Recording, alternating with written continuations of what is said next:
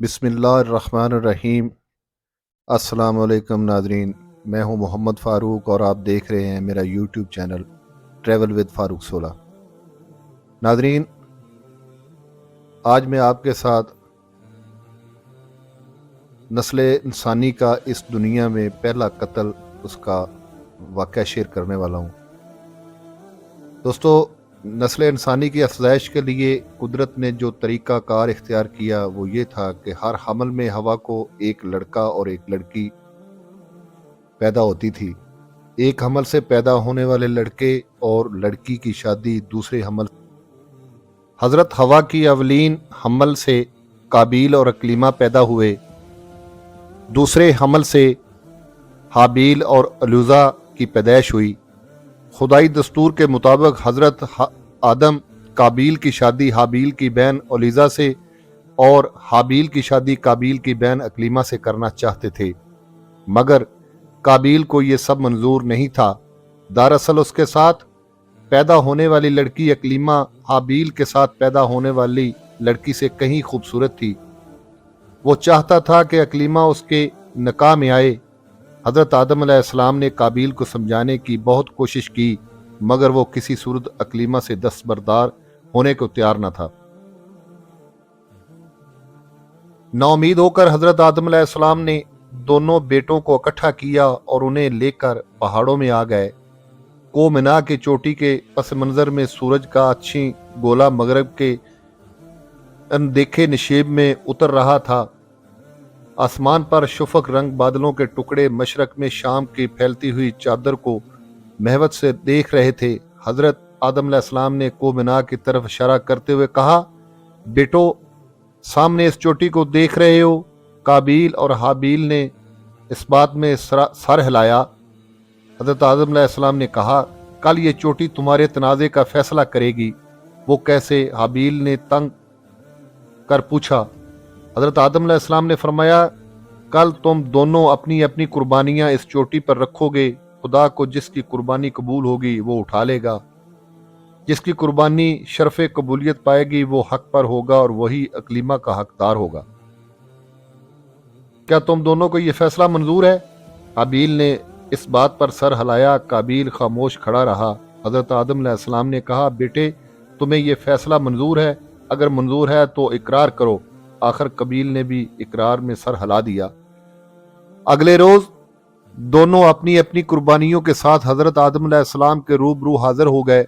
हजरत आदम अलैहिस्सलाम ने दोनों बेटों को लिया और को मिना की तरफ चल दिए। काबील कसान था और हाबील चरवाहा।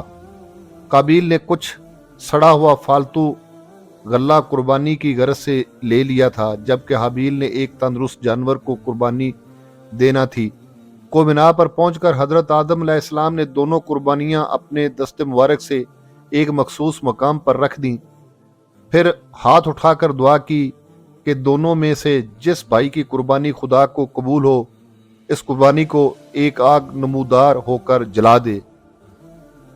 आदम अलैहिस्सलाम की दुआ कबूल हुई। पहाड़ की गार से सुर्ख रंग की आग बरामद हुई और मना की चोटी को छूकर वापस चली गई। जब तीनों बाप बेटों ने चोटी पर जाकर देखा तो हाबील की कुर्बानी अपनी जगह मौजूद न थी। हजरत आदम अलैहिस्सलाम ने फरमाया, हाबील की कुर्बानी कबूल हुई, अकलीमा इसकी खिदमत करेगी। फैसले के मुताबिक अगले ही रोज अकलीमा और हाबील को रिश्ता इज़्वाज में मुंसलिक कर दिया गया। वो रोज काबील पर बहुत भारी था। अकलीमा से अब्दी जुदाई के तसव्वुर ने उसे निडाल कर रखा था। वो बगैर कुछ खाए पिए पहाड़ों में जा बैठा और आतिश फिशां की मानद खोलने लगा।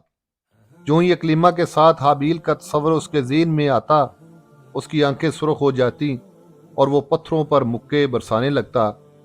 कभी वो उठकर बेकरारी से चलने लगता और खुद कलामी के अंदाज में कहता, अकलीमा मेरी है, सिर्फ मेरी। मैं किसी कुर्बानी को नहीं मानता, मैं किसी रिश्ते को तस्लीम नहीं करता। चंद रोज बाद वो घर आया तो उसे मालूम हुआ कि हजरत आदम अलैहिस्सलाम हाबील के फर्ज से सुबकदोश होने के बाद हज के लिए मक्का जा रहे हैं। ये खबर काबील के लिए एक अनजानी खुशी का बायस बनी। वो दिल ही दिल में ये तमन्ना करने लगा कि हजरत आदम अलैहिस्सलाम जल्द से जल्द रवाना हो जाएं। आखिर वो दिन भी आ गया जब آدم علیہ السلام اپنے بال بچوں کو الوداع کہہ کر مکہ کی طرف روانہ ہوئے۔ قابیل کے لیے اب میدان صاف تھا۔ ایک روز حابیل سے اس کا سامنا ہوا تو اس نے اسے سخت برا بھلا کہا، یہاں تک کہ اسے قتل کی دھمکی دی۔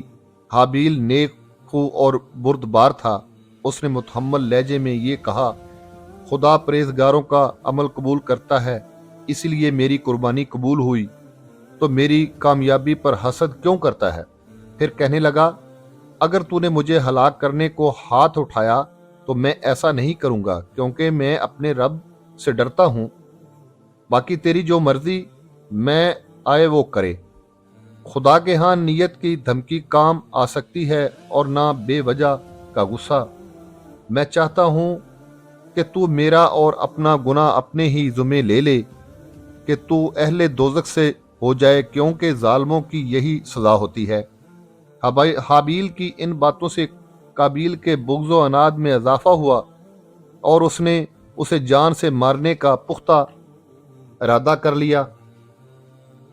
اور پھر وہ رات آ پہنچی۔ روئے زمین کا پہلا قاتل تاریکی کے پردے میں اپنے گھر نکلا اور اپنے بھائی کے گھر کے طرف چل دیا۔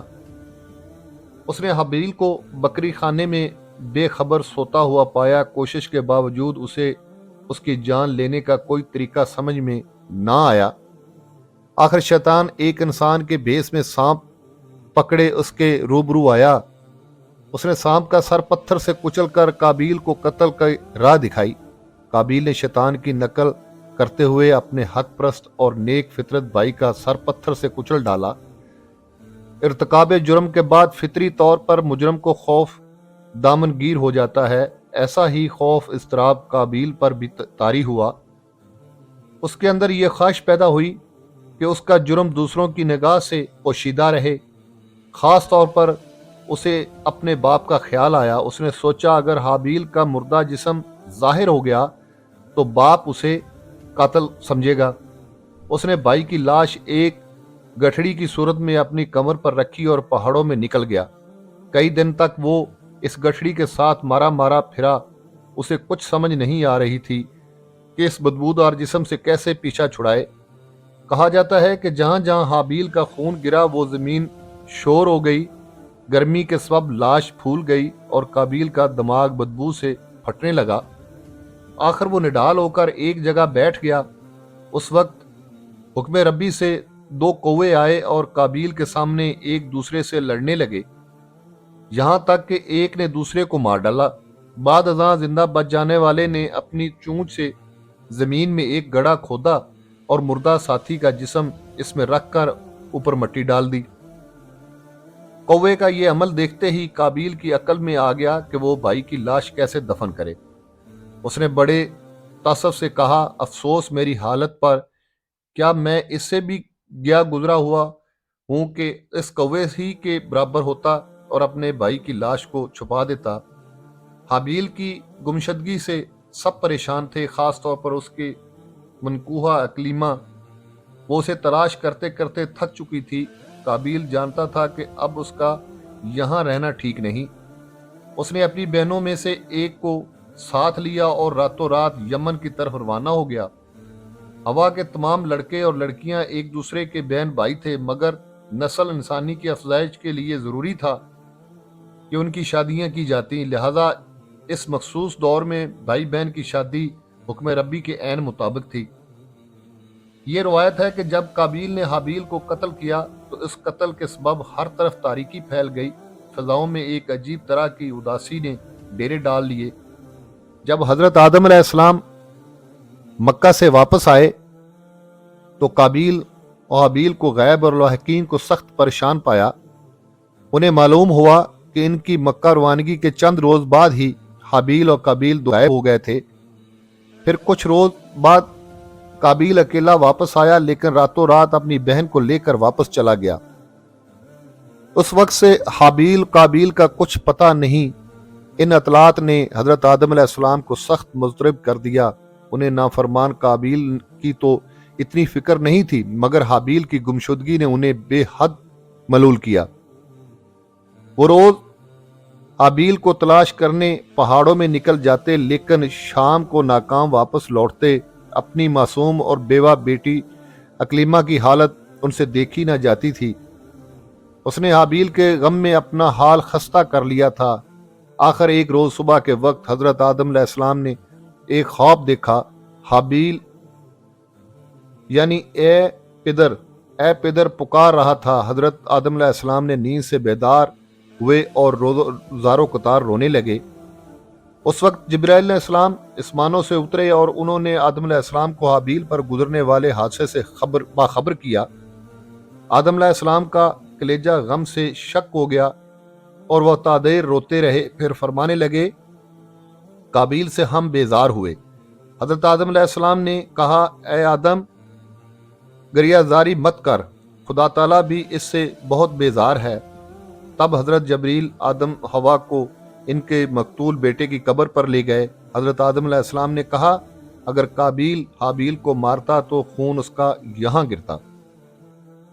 जबरील ने आदम को बताया, उसका लहू जमीन ने खींच लिया है। हजरत आदम अलैहिस्सलाम ने दुखी लहजे में कहा, लानत इस जमीन पर के खून मेरे फर्जंद का पी गई। तब खुदा की कुदरत से जमीन ने हाबील का खून उगल दिया। आदम हवा को यकीन हो गया कि इसका लख्ते जिगर यहीं दफन है। दोनों ने मिलकर वो जमीन खोदी। अंदर से हाबील की लाश बरामद हुई, जिसका सरकश्ता और अज़ा खून से तरबतर थे। दोनों हाबील की यह हालत देखकर बहुत रोए। फिर लाश को लकड़ी के एक ताबूत में बंद किया और वहां से घर ले आए। रवायत के मुताबिक हाबील की उम्र उस वक्त 30 बरस थी। इस जवान मर्द की लाश देखकर हर आंख अश्कबार हुई। अकलीमा की उम्मीदों के चिराग बुझ गए। कुर्रा अर्ज़ पर अपने मरहूम शौहर पर रोने वाली वो पहली औरत थी। आदम हवा और अकलीमा के आंसू देखकर आसमान के फरिश्ते भी रो पड़े। हर शय उदास हो गई।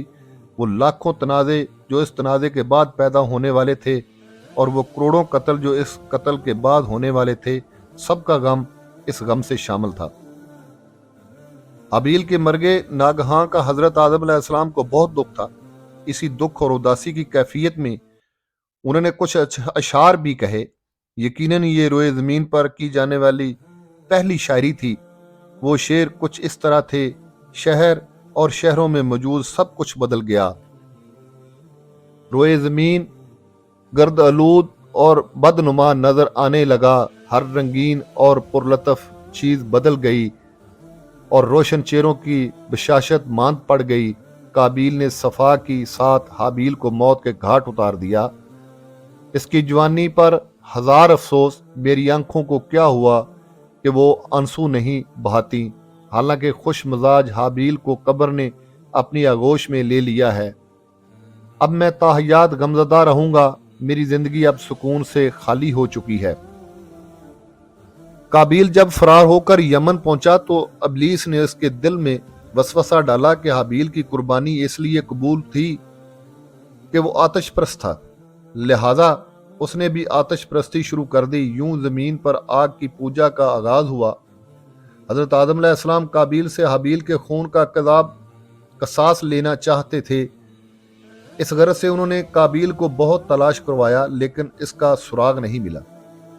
हजरत आदम अलैहिस्सलाम की वफात तक वो इनके रूबरू नहीं आया। हजरत आदम अलैहिस्सलाम के बाद उनके फर्जंदाने हजरत शीश का ज़माना आया। उसके ज़माने में भी काबील रूपोश ही रहा। ज़िंदगी के आखिरी अय्याम में हजरत आदम अलैहिस्सलाम पर ये वही नाजिल हुई कि वो यमन पहुंचे और वहाँ के आतिश परस्तों को दीन हक की तरफ बुलाएं। हुक्म रब्बी की तामील में हजरत आदम अलैहिस्सलाम ने यमन का रुख किया। काबील को जब बाप की आमद का पता चला तो खौफ के सबब वो यमन से भी रूपोश हो गया। जब आप यमन में फर्ज रसालत अदा कर रहे थे तो औलाद काबील ने भी आपसे मुजज़ा तलब किया। आपने संगे खारा से पानी जारी किया। दूसरा मुजज़ा आपने ये दिखाया कि एक दरख्त जो दूर था आपके बुलाने पर करीब चला आया। फिर हजरत आदम अलैहिस्सलाम ने कुछ कंकरियां मिट्टी में दबाई और इन कंकरियों ने गवाही दी कि हजरत आदम अलैहिस्सलाम खुदा के सच्चे रसूल है। नबूवत आदम की ये खुली निशानियां देखकर भी आले काबील को ईमान नसीब न हुआ। وہ اپنی آتش پرستی پر ڈٹے رہے۔ اپنا فرض پورا کرنے کے بعد حضرت آدم علیہ السلام وہاں سے واپس چلے آئے۔ ان کے جانے کے بعد قابیل یمن واپس لوٹ آیا۔ قابیل کے انجام سے متعلق روایت ہے کہ آخر عمر میں اس کا رنگ تاریک رات کی طرح سیاہ ہو گیا تھا۔ بھائی کے خون اور آتش پرستی جیسے گناہوں کی پھٹکار نے اس کے چہرے پر مستقل ڈیرے ڈال لیے تھے۔ اس کی صورت ایسی ہو گئی تھی کہ لوگ دیکھ کر خوف کھاتے تھے اور پتھر مارتے تھے۔ ایک روز وہ کسی کوچہ سے گزر رہا تھا کہ ایک لڑکے نے اسے پتھر مار کر ہلاک کر دیا۔ حضرت آدم علیہ السلام کے زمانے میں جو علوم ظاہر ہوئے وہ علم طب، علم اعصاب اور علم موسیقی تھے۔ اہم پیشے زراعت اور نور باقی تھے۔ آدم علیہ السلام کی اولاد بعض روایت میں 120 اور بعض میں 140 تھی۔ ان میں نصف لڑکے اور نصف لڑکیاں تھیں۔ اس اولاد میں حضرت شیش علیہ السلام کی پیدائش حابیل کے قتل کے 5 سال بعد ہوئی۔ اس کے 130 سال بعد دودھ پیدا ہوئے۔ حضرت آدم علیہ السلام کے وصال کے وقت ان کی نسل سے موجودہ زندہ افراد کی تعداد تقریباً 40,000 تھی۔ حضرت آدم علیہ السلام کی وفات کا وقت قریب آیا تو آپ کے تمام بیٹے سوائے حابیل کے زندہ تھے۔ روایت ہے کہ تمام بیٹوں نے اپنے باپ کے پاس آ کر عرض کی کہ ہم کچھ اثاثہ چاہتے ہیں تاکہ اس کے ذریعے روزگار استوار کریں۔ حضرت آدم علیہ السلام نے دعا کی اور آسمانوں سے جبریل کچھ سونا اور چاندی لے کر اترے۔ اولاد آدم نے ان چیزوں کا ناکافی جانا۔ تب حضرت آدم علیہ السلام نے فرمایا، زمین کا سینہ ایسی دھاتوں سے بھرا ہوا ہے، ان گنت خزانے یہاں دفن ہیں، جاؤ اپنی اپنی طبع کے مطابق اپنا رزق تلاش کرو۔ جب آپ کی طبیعت زیادہ خراب ہوئی تو اپنی اولاد سے فرمایا، قریب ہے کہ میں دنیا سے کوچ کر جاؤں، میرا قائم مقام میرا بیٹا شیش ہوگا۔ تب سب اس کی فرمانبرداری کرنا۔ حضرت سیس علیہ سب نے اقرار کیا کہ وہ سیس کو اپنا سربراہ تسلیم کریں گے اور اس کی ہدایت پر عمل کریں گے۔ تب حضرت آدم علیہ السلام نے ایک مطمئن اور گہری سانس لی اور لوحقین سے کہا، مجھے تنہا چھوڑ دیا جائے۔ اس کے بعد آپ خدا کی یاد میں مشغول ہو گئے۔ اسی حالت میں آپ کی روح قفس انصری سے پرواز کر گئی۔ حضرت آدم علیہ السلام کی تدفین کے لیے جبریل بہشت سے کفن لے کر آئے۔ آپ نے ابو البشر کی نماز جنازہ پڑھائی۔ اس میں آپ کی شریک حیات ہوا اور تمام بیٹیاں بھی شریک تھیں۔ تدفین کے بعد 2 برس تک آل آدم تربت آدم پر موجود رہی۔ بعد ازاں سب اپنے اپنے علاقے کو روانہ ہو گئے۔ آدم ہوا کی تدفین کو کوہ سرندیب پر ہوئی تھی۔ یہی وہ جگہ ہے جہاں آدم جنت سے نکالے جانے کے بعد اترے تھے۔ ان کے قدم کا نشان اب بھی اس پہاڑ پر موجود ہیں۔ آدم علیہ السلام کی توبہ بھی اسی مقام پر قبول ہوئی تھی۔ ایک زمانے تک آدم ہوا کی قبریں کوہ سرندیب پر موجود رہیں، یہاں تک کہ طوفان نوح آیا۔ اللہ تعالیٰ کے حکم پر حضرت نوح نے آدم ہوا کی ہڈیاں کشتی میں رکھ لی تھیں اور بعد ازاں حضرت خضر علیہ السلام نے ان باقیات کو بیت المقدس میں دفن کیا۔ امید کرتا ہوں ناظرین میری آج کی یہ ویڈیو آپ کو پسند آئی ہوگی۔ انشاءاللہ ملیں گے نیکسٹ ویڈیو میں، تب تک کے لیے اجازت۔ پاکستان پائندہ باد۔